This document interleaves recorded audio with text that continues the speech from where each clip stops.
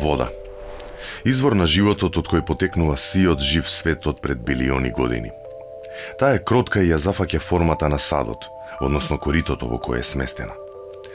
Но таа е и дива и мокна, па при пат од висина создава толку сила што човекот ја присвоил во своја полза, да создаде енергија. И токму поради незината кроткост, реката дозволува да е извиткано незиното корито и пренаменет незиниот тек. Преку цевки таа влегува во централите и создава енергија за да го напои локалното место. Со тоа водата е вовлечена во исконската игра на човекот со природните ресурси, каде секогаш нешто се вложува за друго да се добие. Приказната за водата како енергетски извор ја почнуваме од многу невообичаено место. Од билјард масата.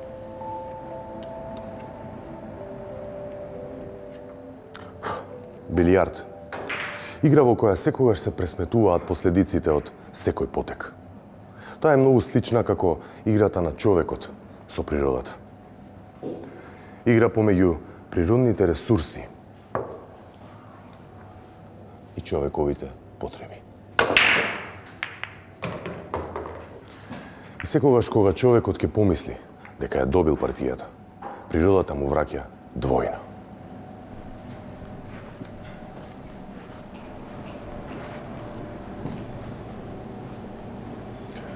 Како што поминувало времето, човекот сфатил дека природните ресурси се ограничени, а со самото тоа ограничен е и неговиот развој. Модерната употреба на природните ресурси почнува со една многу невообичаена приказна. А тоа се билјард топките.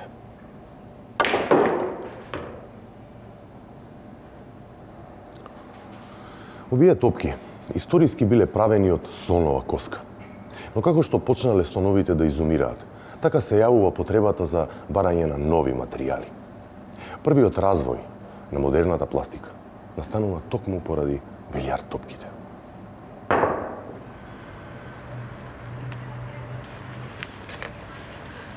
Всушност, пластиката имала за цел да ја замени употребата на природните материјали. Иста да се покажала како многу атрактивно решение во однос на прашањето со дрвосечата. Зошто? Затоа што таа е многу ефтина, ефикасна и многу тешко се разградува. Но сето ова подоцна станува незина најтемна страна.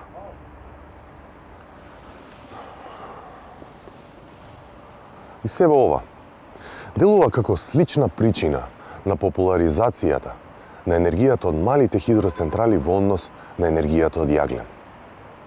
Но дали оваа нова надеж ќе заврши исто како и пластиката?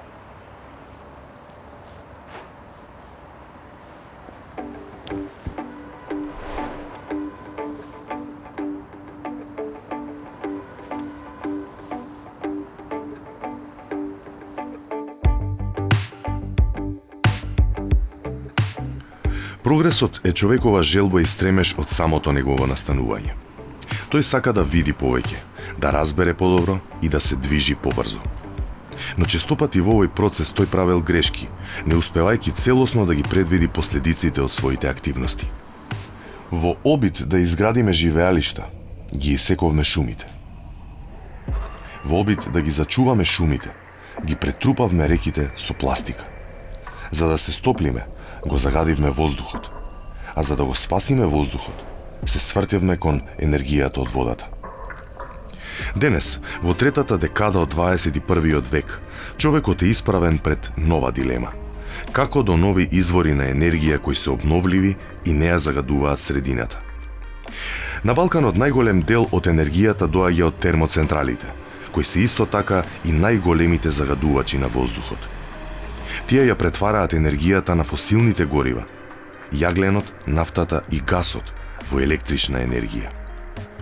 Во Македонија, 60% од енергијата доаѓа од термоцентралите. Но не само што ресурсите јаглен во државата се преполовени, туку и нивото на испуштени стакленични гасови и сулфур диоксид во атмосферата се сериозна закана за здравието на населението. Во обид да го сочуваме воздухот, што ќе вложиме и што ќе изгубиме.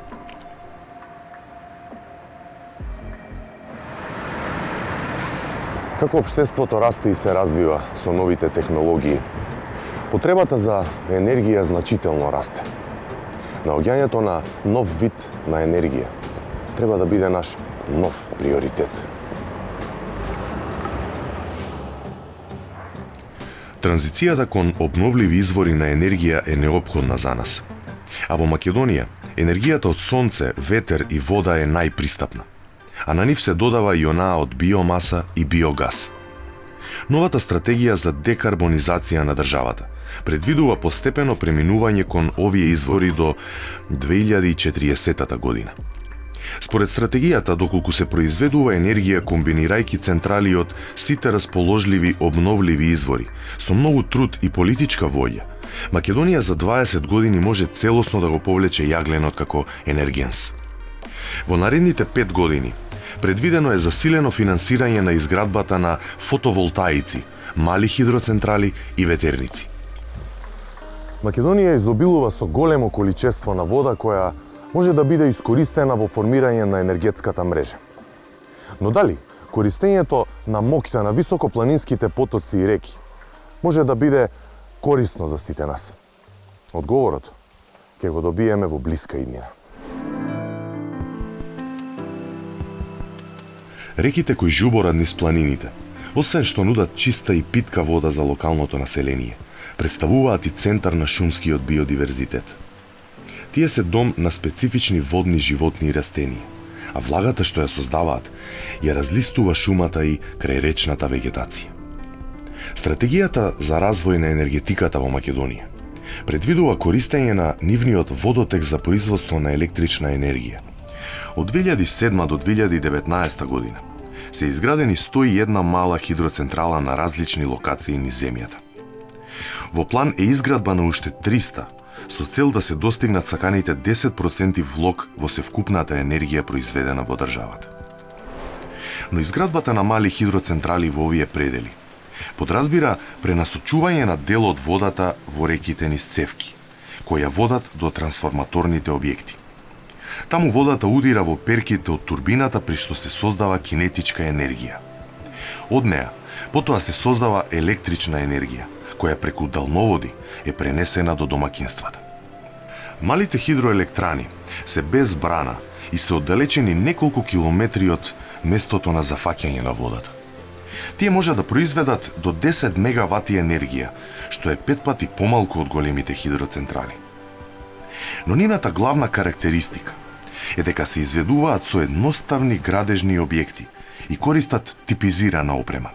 Опрема која се произведува во големи серии и инвеститорите можат да си одберат во каталог.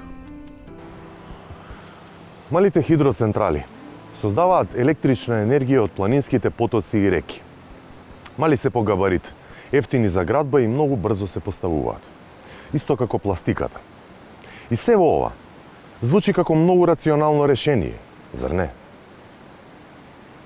Но, малите хидроцентрали не само што го менуваат коритото на реката, туку ја менуваат и целата околина, затоа што се градат пристапни патишта до нив и времени објекти.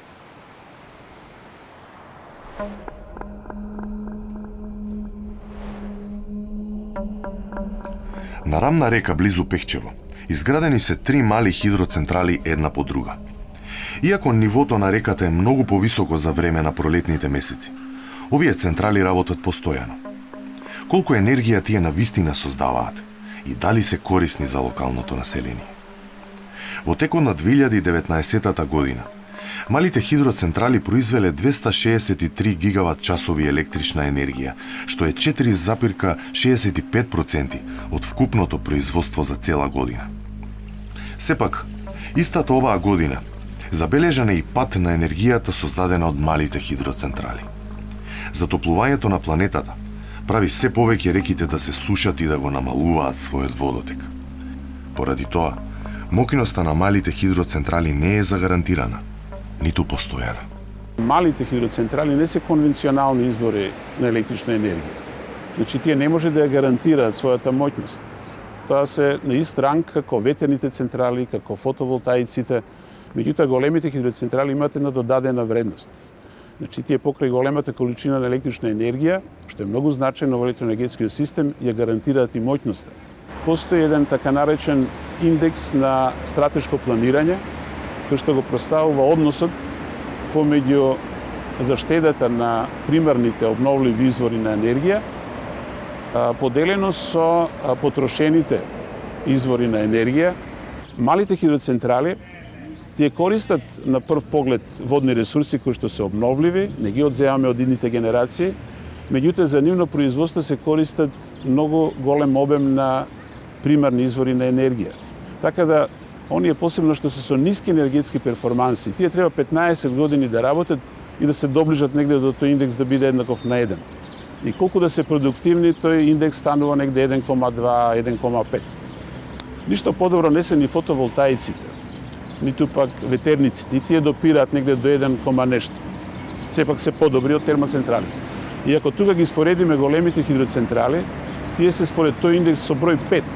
Кај нас негде околу 1/4 од технички искористливиот потенцијал за градба на големи хидроцентрали е само искористен, тоа значи скоро 3/4 не е искористен. Не е искористен за оние кои што се најрентабилни централи.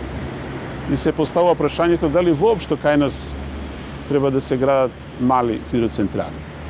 Мојот одговор тука би бил дека пак пресудно влијание треба да има економскиот фактор. Значи на секој профил каде што се предвидува централа, мала или голема, треба да се направи издржана економска анализа и ако со тоа се потврди дека нето добивките, актуализирани во сегашна вредност, се позитивни, значи се поголеми добивките од трошоците, тогаш одлуката треба да биде да се гради и мала хидроцентрала.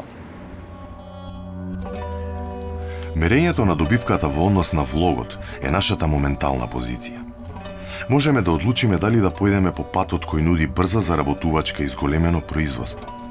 И дали по оној, кој може би е потежок од економски аспект и за кој ќе треба повеќе време за реализација, но со својата самоодржливост нема да ги остави идните поколенија со сериозно нарушена животна средина. Кога ќе се изгради хидроцентрала на мала река или поток, водата пред електраната е екосистем, а по неа повеќе подсетува на канал. Со самото тоа што се вознемирува речното корито, се нарушува и крајречната вегетација, која според европските директиви е една од критично важните живеалишта, особено поради тоа што се прави транзиција помеѓу речните и сувоземните екосистеми. Истовремено, водата се пушта и загрева низводно по турбините и после зголемената температура, во испуштената вода се оневозможува развој на речните видови.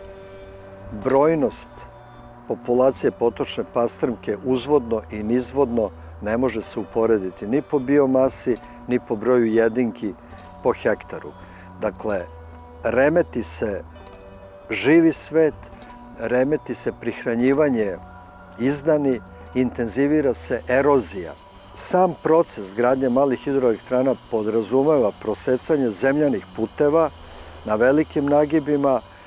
To dodatno izaziva jako veliku eroziju zemljišta, uništi se površinski sloj, zatim se poseku velike površine pod šumskom vegetacijom, a prilikom izgradnje cevovoda derivacionih, koji su dužine po nekoliko kilometara, i tu dodatno mora da se poseče velika količina drveta da bi se oslobodio prostor.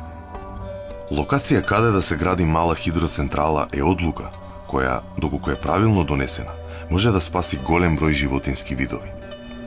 Начинот на кој се поставуваат малите хидроцентрали и нивните придружни инсталации мора да одговараат со природната поставеност на теренот, се со цел да спасат речни животни. Но на терен, ситуацијата воопшто не е соодветна со прописите. Неретко се случува и да се намали биолошкиот минимум, така да после оваа мала хидроелектрана надолу едноставно реката повремено ја нема. Тоа секако се случува во неповолни хидролошки услови, меѓутоа тоа не сме да се случува воопшто. Сега од вкупно 90 изградени мали хидроелектрани, најмалку 1/3 се лоцирани во заштитени подрачја. И тоа само по себе укажува на фактот дека ние при издавањето на дозволи за концесија, но исто така и дозволи за користење на вода, не сме воделе сметка за Бенската конвенција, која што Бенска конвенција упатува на тоа дека во заштитените подрачја, кои што се заштитени заради природните вредности, не sme да се гради нова инфраструктура, особено во националните паркови. Сепак во тек е изградба на нова мала хидроцентрала на локацијата Лешница на Шрпланина. Планина која очекуваме наскоро да биде прогласена за национален парк. На оваа планина планирани се и уште неколку хидроелектрани кои би создавале енергија, но истовремено и би ја намалили и заматиле водата за пиење и наводнување, што би нанело штета на локалното земјоделие. За овие планински села да се развијат, потребна е енергија од обновливи извори.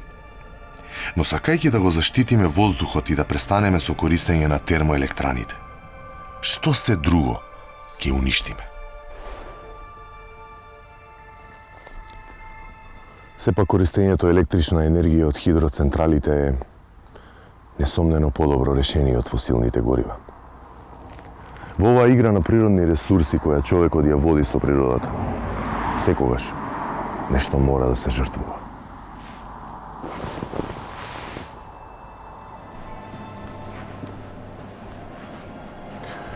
Но дали оправданоста на големите хидроцентрали е иста како онаа за малите? И дали влогот што го даваме сите ќе ни се врати со добивка?